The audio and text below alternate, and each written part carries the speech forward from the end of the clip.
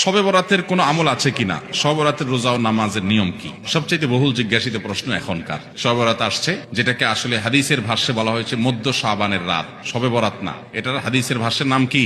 মধ্য শাবানের রাত। এই মধ্য শাবানের রাত বা মধ্য শাবানের রজনী, এই রাতে যেটাকে আমরা শবে বরাত বলি, এই রাতের নামাজের নিয়ম কি, কয় রাকাত পড়তে হবে, কোন রাকাতে কোন সূরা কতবার পড়তে হবে, এটা বহুল জিজ্ঞাসিত একটা প্রশ্ন। এবং এ ব্যাপারে আমরা অনেকে জানি যে শবে বরাতের রাকা নামাজে এত রাকাত পড়তে হবে, সেখানে সূরা কুল হুয়াল্লাহ, ইখলাস এতবার পড়তে হবে, ইত্যাদি ইত্যাদি। লাইলাতুল কদর ছাড়া অন্য যে সমস্ত রাতের ফজিলত আছে, এর মধ্যে 10টা রাতের কথা আল্লাহ তাআলা শপথ করেছেন, ওয়াল ফাজরি ওয়া লায়ালিন আশর। সে 10টা রাত হলো জিলহজের প্রথম দশক। খবরও নেই আমাদের দেশে মানুষের, যে রাতগুলো শপথ আল্লাহ কোরআনে বলছেন কত ফজিলতপূর্ণ, কিন্তু জিলহজের প্রথম দশকের রাতের কোন বিশেষ ফজিলতের কথা আমরা কয়জনে জানি?